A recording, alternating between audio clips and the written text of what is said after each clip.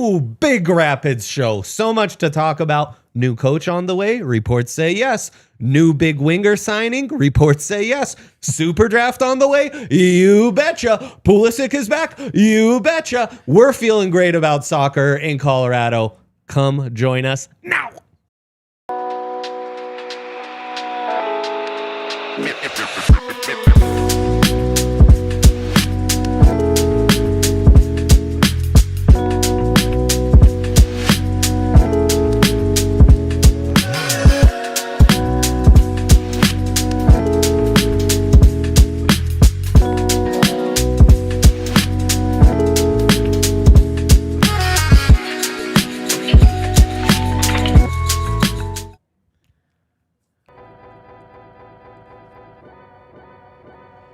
Live from downtown Denver on the corner of Colfax and York, right above the DNVR bar from the Toyota Lounge. It's the DNVR Rapids podcast.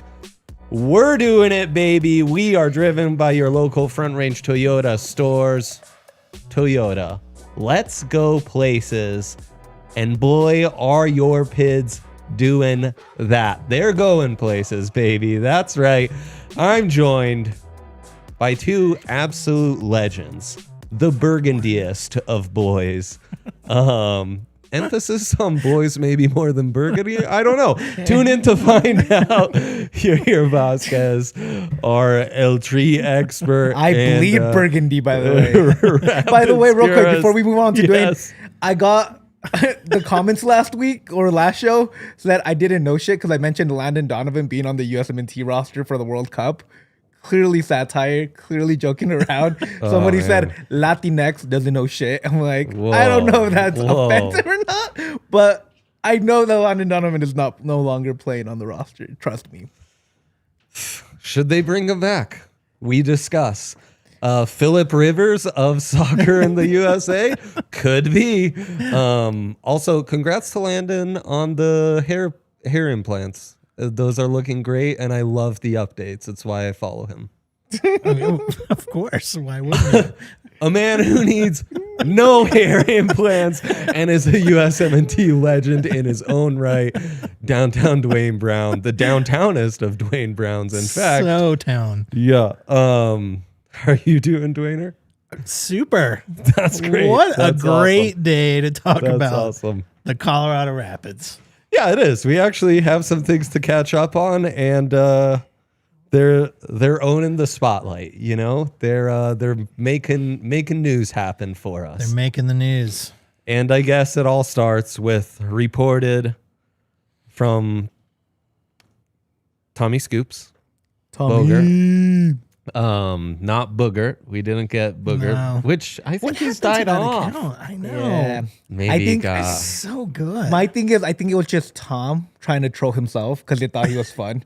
He got too busy and he It's couldn't an do it anymore. all-time bit. It's a awesome. great bit. Tommy Scoops on one, obviously, with free agency going on, reporting that the PIDs have signed their new head coach, Matt Wells, Tottenham assistant coach.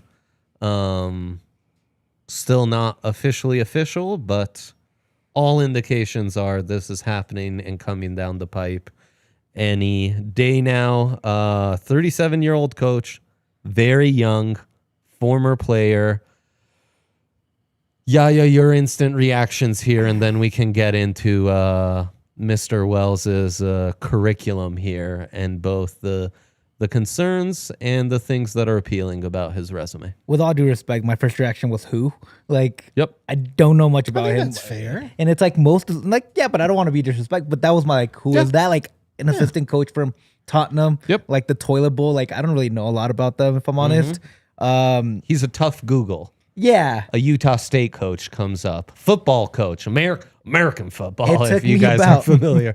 It took me about 3 minutes into reading about tactics to realize that I was reading about the Utah coach, and I was like, I don't think they're playing flat routes in the MLS. But regardless, my first reaction was like, who? I kind of looked into a little bit. I like the process that they kind of went through of like looking around. They went with a top club in Europe. They looked into their coaching tree, kind of what was going on there. and I like the way they handled it. Now, I'm not sure if this is the right guy for the hire because he's never had a head coach, first time head coach. No track record to really go off. No, and all you're really going off is who he's been under, right? And the main two guys he's been under is Scott Parker and Ange out in Tottenham. Those are his two main coaching trees that he comes from. And if you go the Scott Parker way, you're just kind of like, is this really going to be a fun type of football? Known for defensive, kind of that Mourinho style of ball where it's like we're going to kind of park the bus a little bit, be real defensive minded, and counterattack if we have a chance? Or are we going to get the Ange possession based, try to get the goal and press really hard, really heavy? Yeah. Now, it's still to be seen. I think that it's going to be more of the Ange, at least in theory, because the Rapids like that style of play. Clearly, they've tried to emulate it multiple times with Robin Fraser, with Chris Harmis, and with other coaches. That would be my guess. Now, do you go back? Does he kind of revert back to what he knows best, which is a defensive basis? Because he's been under Scott Parker for way longer. It's still to be seen. And that's where I'm kind of like, what kind of coach are we really going to get with no real track record? Yeah, it's an interesting one. Duane, Demoff and Porig said in the presser after not renewing Armis, that the new coaching hire, they had learned some lessons at KSE on how you can kind of hire a guy who's when the hire's first made and build him into a star, and that they have a track record at KSE mostly with the American sports teams, but it certainly Arteta has shown some results at Arsenal as well, and taken that club to another level than what they were the last 10 years. To go after kind of an unknown young coach, and he does check off those two boxes.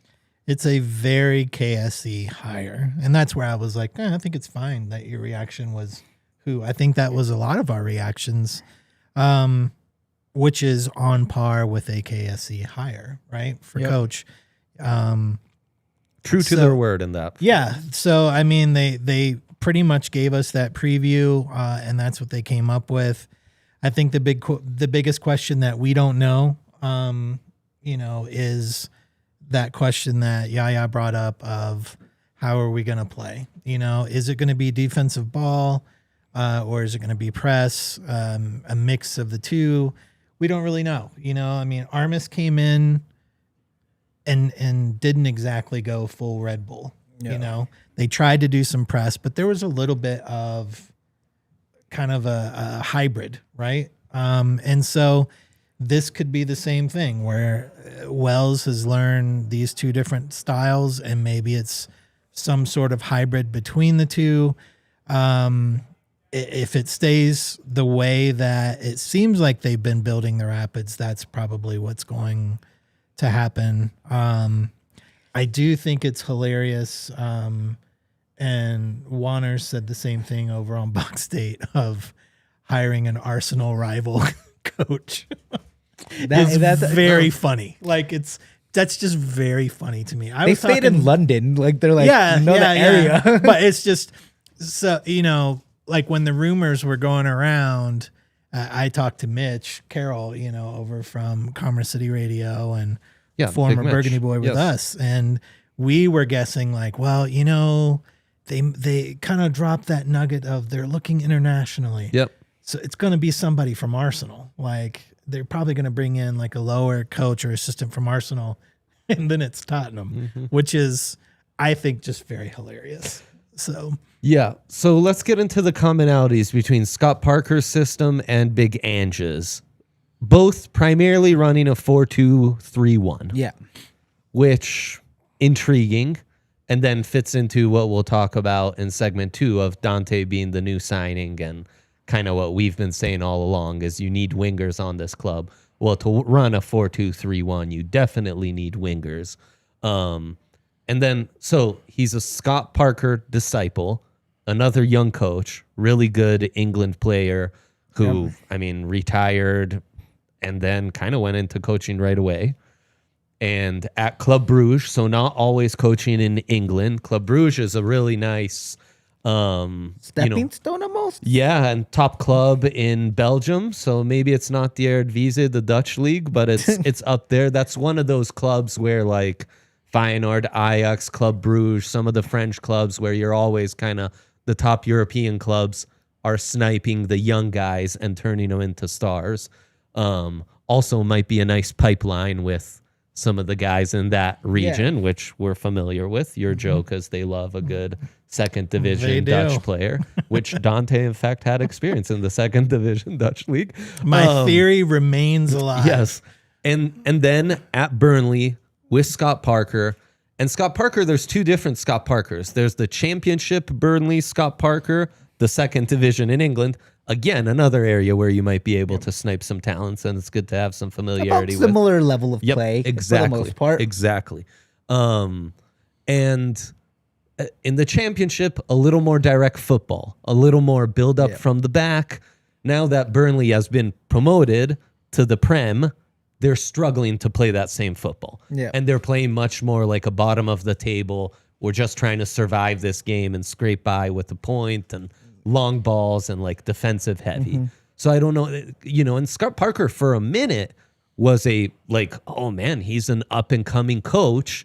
And I think that's part of why Matt Wells is getting a job at Tottenham is he's a top assistant for this top up and coming coach who recently was rumored to Tottenham, was even kind of getting some buzz to be the next England head coach. And now that buzz has died off because in the Prem, they're not performing well. Yeah, of course. And then he goes to Tottenham, first season with Big Ange. They win the Europa League despite losing their star player in Harry Kane. Rapids kind of lost their star player in Georgie. And so there's some similarities there. And as you were saying, that was more direct football. Now, much like Scott Parker's star has fallen off at Burnley, Tottenham's star, you're right. They went from the first time they win a title in forever to like they're stinking it up this year for sure.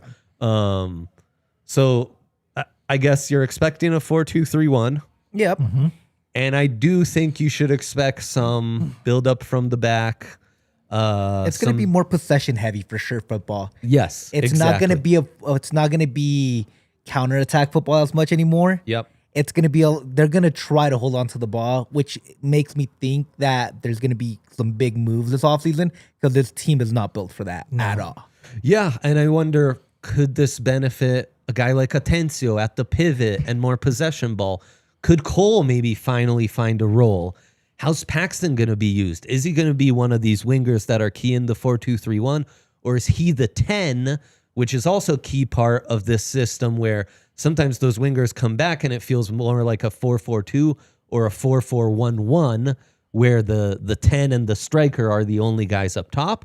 Or is this Hafa's chance to play a little more as a 10 and Yapi's playing up front? One thing I feel certain of is I don't think we're going to see Yapi Hafa in a two-striker formation all that much anymore. I think that's pretty much over with this new coach. I still don't think you have enough options on the, let's say, attacking midfield front. Whether that's the wing, which I still think even with Dante, you probably still want to explore some options, or maybe at the 10. That's really crazy because we're talking about not enough options on the wing. And it's true. We don't feel like there's not, but it's basically a brand new crop of players on that wing position now. Calvin Harris is basically gone. KSB hasn't really shown anything, hasn't given a chance. I hate it. He's my dude. I did think maybe KSB, though, could, under Wells, have something going. I hope maybe he becomes more of a key player. I hope so, because I really like KSB. Every time he went in, he was an impact player. You have KSB, and then you bring in Manyoma last year, like at the end of the year, which showed a little something. You bring in Dante that we just talked about, and then you have Jameson coming in after that loan spell. Yes. So it's basically a brand new crop of wingers that you're working with. And then you have Yapi that can play out there, right? You have Paxton that can play out there. I think you have more wing versatility. The one thing I don't want to see is see Cole Bassett out there. I don't want to see Cole on the wing anymore.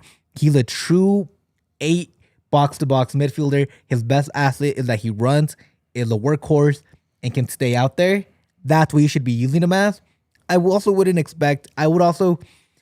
be surprised if we see a different type of right back and left back as well. inverted. The defense in general, regardless of the system, needs a bit of an Completely overhaul. retool. And if they're gonna bring in new guys, Noah Cobb is now officially here full time. So is they brought in the kid from Australia. I forget his Harrington, name. right? Harrington. Yep. That he's gonna stick around.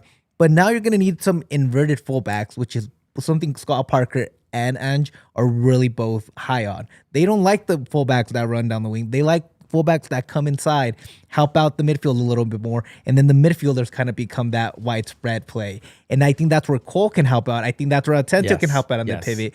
So I think expect some changes. I think a guy like Santos is really good in that role. Exactly. He's good on the ball. That's Rafa Santos. Yeah, like I think that's a guy that they have to keep. But also Reggie might be outside looking in, because he's more of a I'm fast, I'm gonna run it down the wing kind of guy, and it's gonna need a little bit of variation. They're gonna need some guys that can come in. Jackson Travis might be the breakout player of the year in my opinion. That dude can handle the ball. That dude has played inverted fullback under Armis, and he was the best midfielder the Rapids had for about a month stretch until he got hurt. So I would expect Jackson Travis and Santos to be your starting wingbacks, with maybe Reggie coming in and supplementing when they need a little bit more width. Yahya's given us a lot to chew on, so we will continue this conversation on Matt Wells. Then we got to get into Dante, some wish list stuff, a little super draft preview, lots to chew on this one. Stay tuned. But first, a shout out to our friends at Toyota. You know Toyota, they're kind of a burgundy car themselves. They're all in on the PIDs. They're all in on DNVR, and God, we love them for it. You might see our Toyota Tacoma driving around town, or picking up our food drive from the Broncos tailgate last Sunday, which was awesome. Or, you might just see people, Burgundy boys and beyond from the DNVR crew, driving in their Toyotas around town, because anyone at DNVR that does drive a Toyota swears by it. The reliability, customer service, they are great cars that last you a long time. And also the perfect Colorado car, as I've always said. Trucks, SUVs, four-wheel, all-wheel, the perfect car to get in, play hooky, go to the mountains and get lost in our beautiful state. So Toyota has a lot to offer. And if you are in the market for a new vehicle, I urge you to visit your local Front Range Toyota stores. AutoNation Toyota, Arapahoe and Centennial, Corwin Toyota in Boulder, Groove Toyota in Littleton, Mount States Toyota in Denver, Stevenson Toyota East in Aurora, and Stevenson Toyota West in Lakewood. Toyota, an official partner of the Colorado Rapids and the official vehicle of DNVR. Let's go places. And also a shout out to Aura Frames. Aura Frames, what a great gift this is. High-end, beautiful. It's the perfect gift for the family. You know, they're like, you never call me. You're always at Broncos tailgates or watch-alongs on Sunday when I call you. I want to see my like this is granddaughter, directed at you me. know? And you get them Aura Frames. You set it up. You connect to Wi-Fi, and you upload your pictures. You can switch them out. It's, you can post as much as you want. And the game changer, it's not just photos, it's videos too. You just download the Aura app, and bang, bang, it's all there. The relationship I have with my parents, my mom in particular, throw in a few silly ones as well. You know, make her roll her eyes when that one comes by. They just zoom through, and you can update it. It's a fun time. It's a great gift for the holidays. You're gonna you're gonna look like a hero. Oh, a real personalized, nice gift. You really put some time into uploading the things, and all you did was go on auraframes.com, use code DNVR to get $35 off, and then you went on the app and uploaded stuff. It's as easy as like sending a text, basically. So for a limited time, save on the perfect gift by visiting auraframes.com to get $35 off Aura's best-selling Carver matte frames, named #1 by Wirecutter by using promo code DNVR at checkout. That's AURA frames.com, promo code DNVR. This deal is exclusive to listeners, and frames sell out fast, so order yours now to get it in time for the holidays. Support the show. by mentioning us at checkout. Terms and conditions do apply. Okay. So you named a lot of guys that I think could benefit. Rafa Santos is someone I thought about. We are big Rafa Santos fans. And I like the Jackson Travis mention. I think that's really intriguing. I wonder what this means for Holding. And Maxu to that extent too. You know, well, Maxu's gone. Well, yeah, I mean, that's what it means to him. There you go. Solved. Yeah. No, I mean, like, do you try to retain him? I think probably less so. Oh, 100%. No, Maxu. I mean, do you try to like? I'm sure they're like, you're gone, but I think if they brought in the right coach that might have wanted him, they would have tried a little bit to like try to bring him back for something. I think with Wells, you're ready to move on. Yeah. And you gotta figure out the fullbacks, as you were saying. Yeah. I mean, Santos for sure, all in, but you need a backup. I think Keegan, Sammy Vines were probably up on that. I think Keegan sticks around because he's more versatile. He they can just play, extended him. Yeah, and he can play center back as well. And he's more of the leader of such a young team. Yeah. They kind of need a guy like that. And I think Matt Wiles is kind of a guy that feels like it would be a guy that would appreciate some good hard leadership almost. He kind of comes from that Scott Parker kind of as a former player. You kind of know that you need somebody to be there for you, and it can be the guy your age because you might not listen. Yeah, Wells is supposedly a good development guy too. I think that was one of the attractive things for bringing him in with such a young squad. But that was one of the things that he was known for in his assistant coaching role.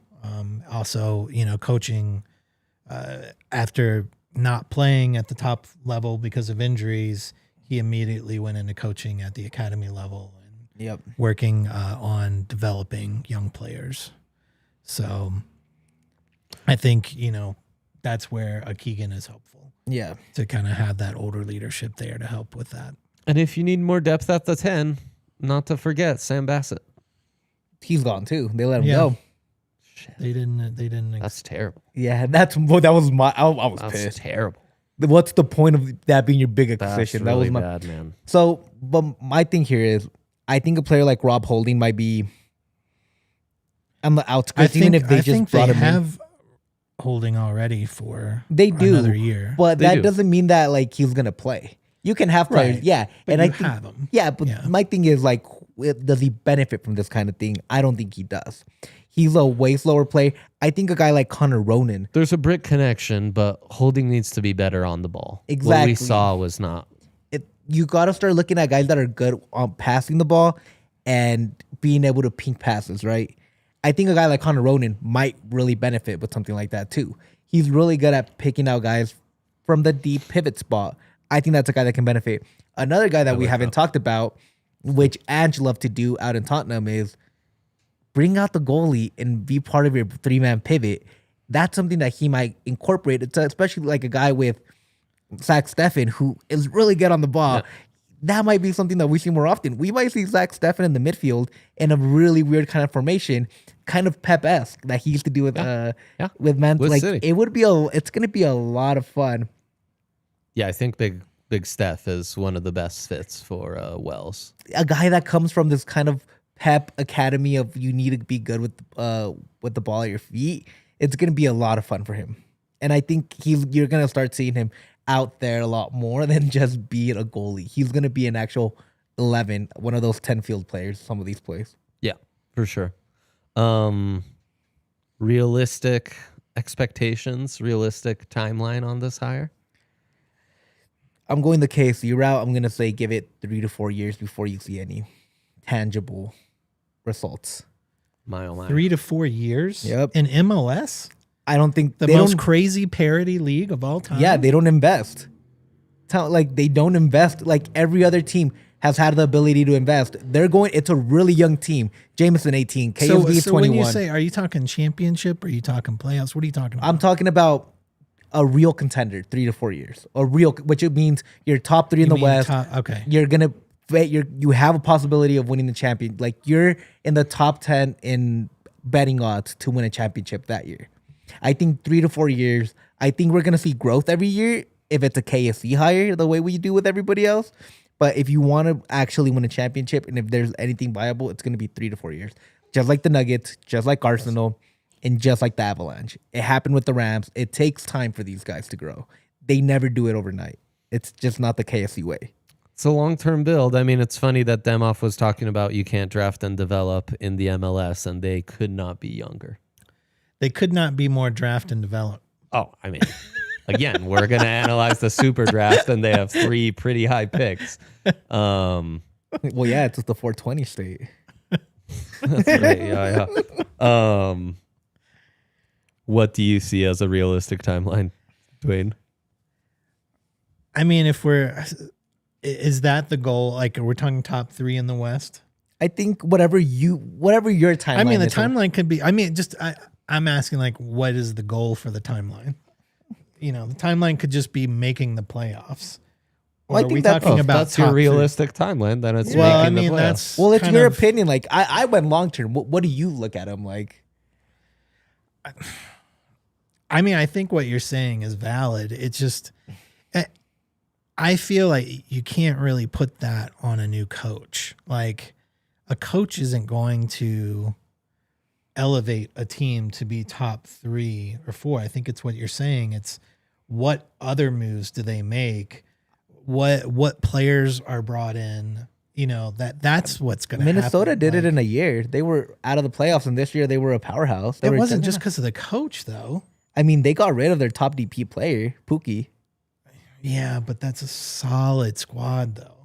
I mean, technically the Rapids were too. solid. Like a couple years ago, they were right there. They've only lost Georgie and replaced them with Paxton.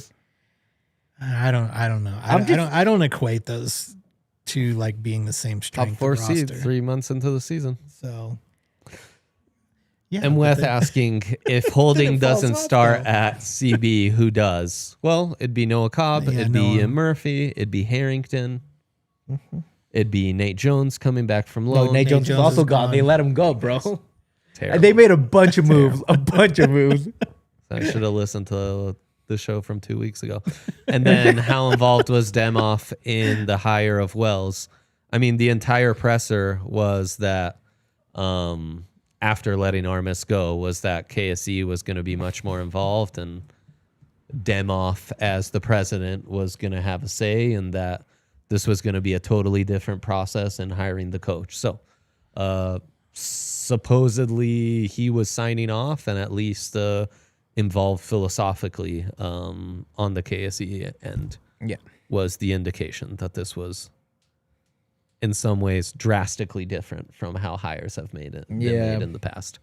I think, it's year one, playoff or bust. I don't know. It's hard to say with a young coach and a completely new league and a very young team.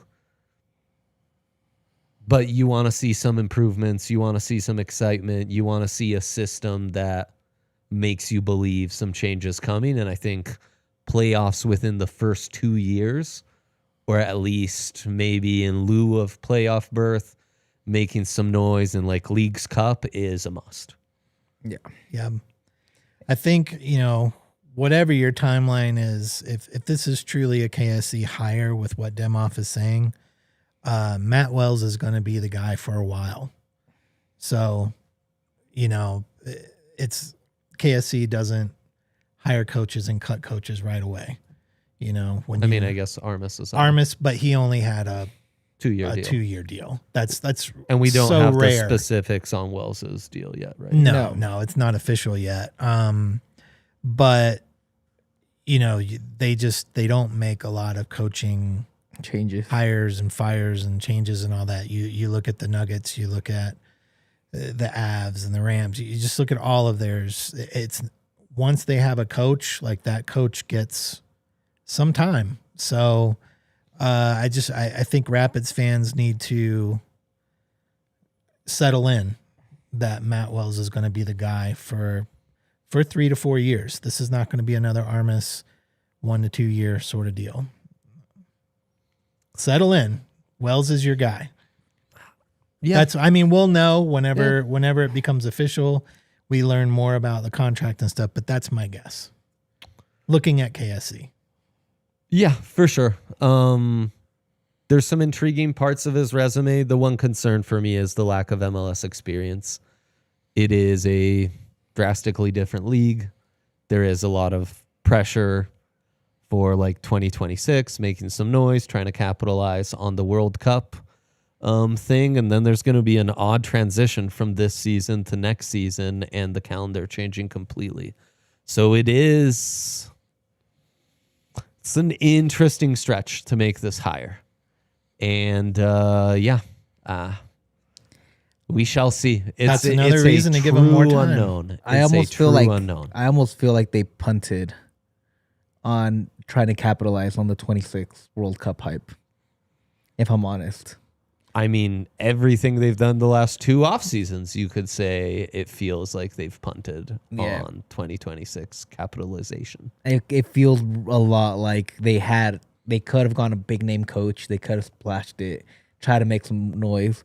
Instead, I don't know that I would say punted for the last couple of years. No, not last couple. Last couple of years, it's to be seen. I mean, the Georgie thing I think really hurts them. They've talked a lot though about. I mean, even having Porygon, not this season but last season and the season before, it kept being brought up from the front office about tapping into World Cup 2026. I think you look at the signings that the Rapids have made. You've brought in Zach Steffen, you brought in Georgi Mihailovic, Reggie Cannon. But that was more than 2 off seasons ago. So this off season, we shall see. 2 off seasons ago. Well, no, I'm saying the last off season and this off season. Oh, well, yeah. But I'm saying like over the past couple their big seasons, signing last off season was Sam Bassett. That's who they showcased on the presser. Last off season to me was. So that's was what we're saying better. Is they punted these last 2 off seasons. I don't think that was a punt though. I think it was. He's saying it's a punt this off season because they're hiring Matt Wells and not a big name coach, and not necessarily giving you the indication of they're going to capitalize on this window.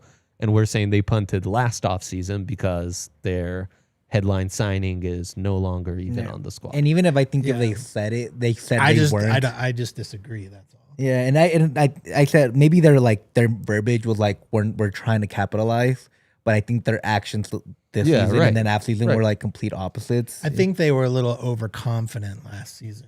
Yeah, it was either overconfident or it was KSC saying we gave you enough, you're gonna have to make do. In which case, maybe that was a punt from KSC, but I think last season by saying we're going to stick with what we have and build from it, I think we all know hindsight, that was not the way to do it. I think hindsight, even in the moment, it felt like, what are you doing? Instead of, because most teams like, Inter Miami got messy and then they immediately went to go try to get everybody. LAFC got Bouanga and then they immediately went to go get everybody else. They needed to rob Bouanga. Like, even like FC Dallas kind of tried. Like, they got, what was their striker? Not Lucho, the other one. I forget their name, but they had a good winger, and they immediately went to go get Lucho and try to capitalize. Now, it didn't work, but they still tried, and I felt like the Rapids got Georgie and Zach, and then they didn't try to capitalize all around. I felt like they kind of like let it go. That's ownership to me. I just but either way, regardless, I think it's been pretty unexciting. Like you had the opportunity to make a splash, and you went the non-splash. Yeah, and I will always. I just don't put that on the front office. I put it on the front office too, but that's not what we're debating. It's like whether you're saying or not the club punted on it. Yes. And I'm just saying that you're agreeing. You're just blaming someone other than the club. You're blaming the ownership. I'm saying the ownership punted. Okay, well, same difference. We're splitting hairs on who punted, but they punted all. You agree that they're punted is what it sounds like. I think when you're screwed, we've also been screwed. Podcasting for a year, and you've been very critical of these moves. I felt like you were too impressed. No, last offseason I thought was not impressive at all. But like, again, I don't think that was the club making the decision of, hey, we're good. Let's not try to get too much better. I really do think that's coming from ownership. And I think you deal the cards, you play the cards you're dealt. And last offseason, frankly, like, I don't think the front office was dealt a very good hand by ownership. I am the first person to always talk shit about KSC and think that they don't do enough. But I also think we take too much blame away from the front office sometimes. And I feel like they have something to say as well. I think Dre being the number one like front office point defender, like I think you're usually like he does what he can with what he has, but I also think there are more things that he could have done than just bring in Sam Bassey, because he did spend money last offseason. It just wasn't well spent. Yeah, and you did have the money. Cheeto and and then you immediately got rid of them, and then it was like, okay, what are we doing then? And then you have. We'll talk about it, but then you have moves like this year where Cade Cowell is going to the Red Bull on a loan, and I'm like, you can't do that. Like, you can't make these kind of. We already have all of this built, so you're gonna use the U22 spot instead of the DP spot, which is also like something on the front office, not on the actual ownership. I'm just saying they got younger and more talented last offseason. Didn't really work out, and now they're going with a young, unproven coach who's never even done anything soccer related in this continent. So it does feel like they kind of punted on the capitalization a little bit. And it could be KFC, it could be the front office. In general, I think the Rapids are not going to have that boost that they wish they would have had. Yeah. Yeah, no, I do too. Now, a big move that has come down the pipe, again, reported, is $2 million in GAM were spent to get FC Montreal's Dante Sealy. Sealy? I'm gonna go. I prepared this before the show, and I think it's Sealy. Like Sealy. I think it's Sealy. Trinidad and Tobago International, just 22, was as a teenager playing for PSV's youth team. So he checks off that box, which we love. He also did represent the U.S. in the U18s and 20s, I think. But has already had some senior experience with Trinidad and Tobago. Mm-hmm. And then had a break. He's an FC Dallas Academy product, highly touted, and had a pretty nice season in Montreal last year with 9 goals, an assist in 30 appearances. This guy is super talented. Yeah, he is. And me and Duane talked about this. He's a guy that I think I would be more excited about if you didn't spend $2 million in GAM for. Yep. It feels like an overpay. Seems like a lot of money. $2 million in GAM is a lot of fucking money. I mean, for reference, that is twice as much as you spent for both Cheeto and Ian Murphy last Exactly. offseason. And the rough conversion of GAM is about 1.5 million for every million in GAM. Like, it changes a little bit, maybe a little more, a little less, but you're paying around $3 million in GAM. $3 million in like real money, not funny MLS money. His player value is around $1 million to 1.5. You're kind of tripled what you should be paying for the guy. Now, I don't know what other moves they have in place, and there's like the best way to get him, but still seems like a lot of money for a guy that 9 goals and an assist. It's good, but it's a goal contribution once every 3 games. That I would rather pay that much. That's almost what you would pay if you converted to that. That's almost what you paid for Rafa. You paid $5 million for Rafa. You're paying almost $3 million in real money in this guy. Like, I mean, I'm old enough to remember when $1 million was the record transfer fee for the Pids when they signed Max. Yeah, RIP Max. And this, I mean, like, and if we're betting men, which we know Max is, it doesn't always work. It doesn't always work out. Like, and this is my whole thing. It feels like an overpay. I'm not saying the kid's not talented. It just feels like, again, when a move like Cade Cowell happens, goes to New York Red Bull, you're building this young USMNT hopeful team. Cade Cowell feels like he's the perfect spot when you need wing help. He's the perfect winger. He can run up and down, and he can be a 9. That's exactly kind of what you need from your wings, especially in this new system. They get him on loan for a year with an option to buy, which is probably like $4 million. You can't extend this out for a year and see if you want to get Cade Cowell instead for about $4 to $5 million. Maybe make a couple more moves. I would have rather done that than get Dante Sealy. Now, I'm not wishing. I wish this dude works out. I hope he's better than Cade, but you have a better proven product, same age, that's played in other leagues in Cade. Instead, you go with Dante, who kind of seems a little bit like more of a project and another toy for the land of misfit toys. That's where I would get more excited if I hadn't been down this road before. Yeah. Now, he feels less land of misfit toys than the KDPs, Atencios of the world. Sure. This feels more of a Cole Bassett, Georgie type. Like, yes, he's had some bumps and bruises, but he's young, and the pedigree is the pedigree of a player you should believe in. Yahya citing the stats, I mean, by comparison, Yapi had the same amount of goal contributions with 11 fewer starts. But Yapi's a striker.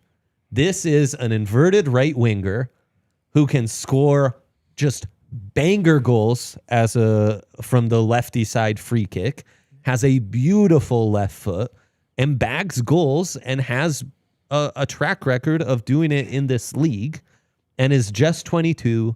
He can run up and down the wing and really be dangerous. And now you have two really nice, reliable striker options, a very promising player in Pax, and now a guy like Dante to add to that mix. I mean, on paper, this young core has the potential to be the most talented young core, or the most talented group of players, just technical skill-wise, in the PID's history. Now, you could also clip this in 2 years, and it's a joke that I was believing in these guys, and then, like, they didn't pan out, right? Like, it's again, a bit more of an unknown in some of the more proven big names you could get. And that's kind of why I also think it's more of a long-term project. You keep getting younger. When you had a guy like Christian Espinosa out there on the market that you could also go make an effort at, you know, one of the guys that's like Golden Boot and MVP conversations, like you could go and make a median impact with a guy like that. You decide not to. That's kind of one of the reasons I look at it, and I'm like, all right, you're looking at a long-term project. You're not looking at something that's going to be in a quick turnaround within a year or two. Wouldn't be surprised if Rafa leaves his offseason and you get Yapi as your 9. We've talked about it all. We've talked about it for quite a bit. Come January, if this happens, it's a very feasible thing. I was almost looking at it. They have too much talent at striker. Who? The PIDs. Too many proven goals. There can only be one. I mean, it's Yapi's world, and we're living in it. Like, the Yapi takeover is happening. It's coming. Yeah. I don't know if we can have too much talent at striker. For the Colorado Rapids has never been too much talent. Our record is 16 goals. Well, that's exactly right. We should raise the ceiling higher than 16 goals. I'm with it. I'm also wondering, is Yapi too talented to just be your backup at this point? Yeah, and I think that's the legit question. For sure. It's time for him to get minutes. Exactly. Yeah. And it's like, but it's also like, you'll kind of have to be like, build another fail safe, because it's like, if Yapi is the dude, he's not the dude for the Rapids for a long term. He's the dude for the Rapids for a year or two, and then he's gone. Like, that's the thing about the MLS. These are not your dudes long term if they're guys. You kind of have to go outsource them and try to bring them in a little bit older, like Rafa. And maybe you sell them, maybe they become club legends like Raul Ruiz. Sure. Like, it's such a trade-off. So it's like, do you keep Rafa with hopes that Yapi gets told within the next year and you can make another $5 to $8 million on him? Or do you sell Rafa, give Yapi the reins, and then he's gone, and then you're out there looking for a striker once again? So it's like, you got to play this domino game of, like, it's not playing in the top 5 leagues in the world where you just can keep your guy if you pay him enough. Like, that's not how it works here. Yeah. And it's also, I mean, I will keep harping on this, the only way you can build a sustainable squad is you take some of these gambles on the young guys, and when one hits like Bombito, you can finance your entire transfer market for a whole offseason. Or you lose Georgie, and you can go in and spend a record fee for the club on Paxton to replace him. Man, we have that max betting record with the Rapids. They gamble so much on these young guys, and like 1 out of 30 hits. And that's the issue. You need at least a 50% hit rate on these guys, because you are losing a lot of money, a lot of time, and a lot of fans. I was thinking, could Arsenal just buy Bombito for a big fee, and then a big percentage goes back to them in the Rapids pocket? But they won't do that because almost it's like their own insider money. trading. Look at this little. That's exactly right. That's exactly right. The team you're buying him from isn't getting. You're still being able to pocket a lot of the transfer. So fee. they might Help us out. Also, Dre over here buying his stock buybacks. I will never get over us not getting anything for Trusty. Of course, the Arsenal got him. So Of upsetting. course, So upsetting. this is the issue. If they can launder money, KFC's gonna launder money. Like that's their whole goal. Like all for it. I may have gotten this podcast shut down today. dude, KFC. My whole thing is KFC's a laundering scheme at this point with the Rapids. Yeah. Yep. We were bad Burgundy boys on the pod today.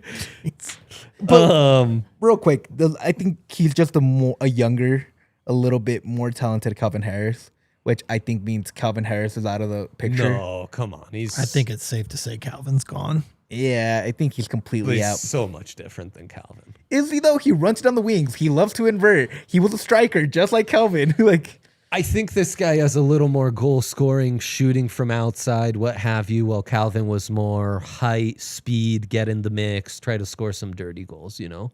Fair. I think this guy's a little more skilled and on ball. fair, but to me, I've been so burnt with these guys for so long that it's nothing against Sealy. I hope he does well. But I'm all in. I'm excited about him, but the fee does make me cringe. The fee is weird. The other thing that you mentioned, Yaya, is that, this is a long-term wait and see thing. I don't, maybe this is just me. Seems like that's the theme of the show. Just me. And then you two feel the opposite, but I feel like it's always like this is a, kind of wait and see what happens. It feels like an eternal slow burn, and we're not getting to the flashpoint ever. Oh, we're waiting and seeing what happens. All right. Like I've been waiting. I need the flashpoint for this roster to just really burn bright. Let's wait and see what happens. I'm there. This is but I feel like for like 10 years, it's always been correct. like, let's see. This is the rock. So that's what I'm just like, man, I don't know. That's where I agree with Yaya of I'm not stupid. Like I'm agreeing, I think what Yaya is saying, like there are other players that make immediate impact. Yes. And the Rapids way is to do the opposite. And that's, I think that's where it's like, well, there's not as much excitement for, we've been, banging pots and pans, not just us, like the entire Rapids community about upgrading at winger. We upgrade at winger. Technically, I mean, we bring in a winger. We don't know how much of an upgrade it is yet until we see him play. On paper, does feel like an upgrade to what they had. And my thing is like I have to look at what is the true floor and ceiling of Dante Sealy, because he's playing for CF Montreal. That is not a good team. Parlez-vous français. So does he look bull? Yeah. Because he's playing on a really bad team. Is he a big fish in a small pond, so to speak? Or is he better than we think he is? And he just needs to be on a better team, which maybe is the Rapids under Coach Probably Wells. not. And that elevates him, Could I interest you in the big pond of Commerce City? It is dive the in, city of folks. commerce. Dive in. Dive in. I wouldn't dive into any pond in Commerce City if I'm honest. Like I would not get near it. But you're right. You're right. Like this is the frustrating part that it's been the forever rebuild. Yeah. It's the only time. And it's never ended. We've been rebuilding forever. The one time you had success, it's because you had more talented veterans on the squad with Danny Wilson, Jack Price, Diego Rubio. You had plethora. How dare you not mention Kellen? How dare you? In my presence, you don't mention Kellen? Kellen Acosta. There you go. Turned us down. Jack Price? Pay some respect to Duane. I said Jack Price. You did. Oh, that was I just raged because Yeah, I wasn't hearing He just saw Kellen Burgundy and went for it. oh, no, Feisty. Kellen, how dare you? This is the whole thing, right? This is the whole thing with the Rapids. The only times they've had any success is with wily veterans. And they don't have them anymore. Like, they're just going extremely young. Even that Georgie year with Zach. Georgie and Zach are not spring chickens. They're in their primes. They're 27, 28, whatever they are. Like, they're closer to being a veteran. Yeah. They're not going full young. And the Rapids Georgie, keep getting... Zach, Hoffa, the guys who were in their prime and not spring chickens were the main focal points for everything. And this is the issue. The Rapids keep going in this direction of younger, rebuilding, with no tangible product on the field that you're like, it makes sense. They're not the OKC Thunder of MLS where they get younger and just keep getting better. They're not. They're more like the fucking Washington Wizards of like keep getting younger and worse. Shout out Wizards. And it's stupid. Like I don't get, like, you've had a proven track record of doing things a certain way and it works, it gets you results. You spend a little bit more money, of course, but then you make more money in the long term. You got a big return on Bombi. You got a return on Georgie. And then you go the opposite way and it's like, what are we doing here? At that point, it's not on KFC because that's on management trying to go younger. And we're building really young. And I do... The vision is another way you could say it is, are they the Avalanche of the MLS? If not OKC, and yeah, it's hard. And again, I'm excited about Dante. I'm excited about Bryce Jamison. I'm excited for the draft tomorrow. Harrington, I'm excited about. I was excited about Sam Bassett though too last year. I still believe in Cole and Atencio and Yappy and like. I was excited for Mayaka. We never played a damn game for the Rapids. Yeah, this is my thing. Like Wayne Frederick, dude, another dude, KSB. Like, these are guys that you can get excited. I was excited for Nate Jones. Like, these are guys that you get. Yes. Like, these are guys that you can get behind, and then it does nothing for the Rapids. And then they're asking, why don't they give us a chance? We give you guys a chance, and you guys go spend money in places that shouldn't be spent. When you spend it correctly, there's real results. And then there's a fan base that rallies around you. This is my issue. I think the money is being misspent because there is money. There has been money. Even Cheeto, a guy that you went to go get, a veteran, was one of your best players till he was no longer happy and wanted to go back to France. Yeah. When they do things correctly, when they go get those veterans, it's usually a nice result. Or a player that's actually had results, it's usually the Rapids are good. But when they go get younger and younger and younger, those guys mostly never work out. And I don't even play the development system. I blame that the Rapids overcrowd their own academy youth, and then nobody has minutes. And then it's like, how are you supposed to grow when there's billions of trees and you're not getting sunlight? Yeah. The wing rotation, do we feel set at wing? No. Is that we have 4 minutes. What's your priorities for the super draft tomorrow? Backline, defense. Sell every pick. Yeah. I mean, I look at Reggie and Keegan and I wonder who's going to be the future on the right. Yeah, and so I might look there. Speaking of super draft, do we want to talk about the confusion? Yeah. So the confusion, Dre and I were talking earlier this morning on MLS.com. It's talking about some of the prospects for MLS Super Draft tomorrow, and one of them is our own Rapids 2 Player of the Year, Golden Boot winner, Mamadou Bilo Diop. Yeah. If you're a Rapids fan, you know Bilo. Like, dude has just laid it down, like exploded in R2. Incredible season with R2. And so we were like, well, wait a minute. He's a Rapid already. How can he be up for Super Draft? So we called over to the club. That's why we started a few minutes late today. Is the comms department's awesome. Gabby took our call and we were able to get some clarification. So thank you over to Gabby and the comms team at the Rapids. But basically, Rapids 2 signed Bilo as an international, but he played domestically in high school. Yep. So that makes him eligible for the draft. One thing that we did find out was that a player is added to the draft list. They have to be nominated. You have to ask for a player to be put on the draft list.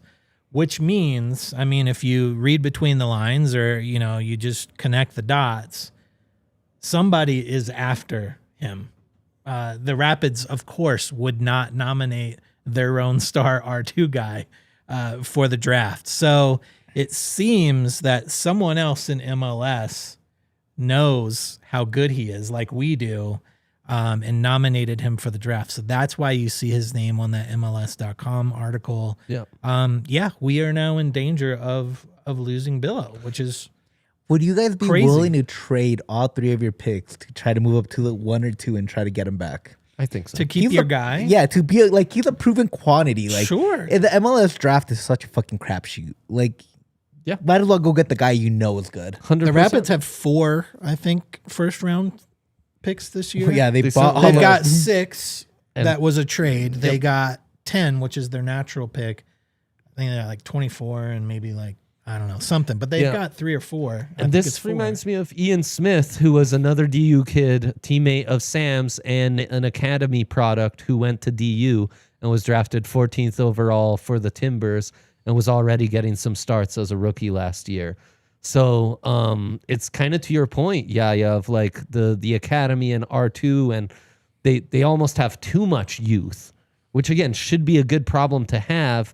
But some of these guys need to have outlets to play. And yeah, I think that would be a good call because you have guys like Alex Harris and other first rounders from last year, other draft picks who went back to college and have shown promise. And I don't know that you necessarily have places for them on the roster to get experience as pros. So it's going to be fascinating to see what they do in the super draft. You have to imagine that the Rapids had somebody they wanted, and now they have to deal with this. Like, not a great position for. No, you hope he slips to Rapids to deal 6. There are. I almost call this a blessing in disguise. I don't need more super draft picks. No disrespect to these kids, but like you are, You have like, a known commodity. yeah, like you already have so much draft because you draft like 30 guys every damn year. Why do you draft more? They all can't play. You have 5 generation Adidas guys in were this announced class this morning. Yeah. So if they all went in the top 5 and Billo was there at 6, I think that's ideal, and you can still get one of your guys at 10 or what have you. What if And they are good at maneuvering. That's kind of what they've done the Yeah. last several drafts. So I wouldn't be Yeah. surprised to see them do that. I would either. just trade what if everything. what if somebody takes him and you end up with one of those 5 GA guys at 6? Are you happy or are you That's a loss. pissed that we lost him? That's a loss. I'm kind of mad that we lost No, him. of course. It has to be a loss because you're going with an unknown commodity towards a known commodity that's young and proven in your system. Yeah. You can't, that's the issue. You can't lose a guy that's known and he can play under your direction. It makes no sense. That's why I would trade the whole damn draft and just go up and get him again because it's a guy that you know is going to succeed. You also ultimately you value play at MLS Next Pro more than play at college, right? Absolutely. 100%. So that's what it comes down to. Also, Sydney's out there. Would love to see Sydney get more playing time. You know, There's just so much talent. There's a lot of young talent, and I believe in that. I believe that is the right process. But we need to start showing results. We need to start giving those. You guys. need to consolidate some Yep. of this. 100%. So fascinated to see these moves play out. Fascinated to see as we get confirmation with this stuff. Some great reporting, some great debate. We could have gone for another like 2 hours on this, I which honestly is think beautiful. I honestly cut out. We have an agenda. We only got to 2 parts We- of we- 5. truly did, which is how you know it was a banger. Thank you to the Burgundy boys. Thank you to super producer Alyssa. What do we say in these cases, Duane? It's up the pids, baby. Up the pits, Up the baby. pids.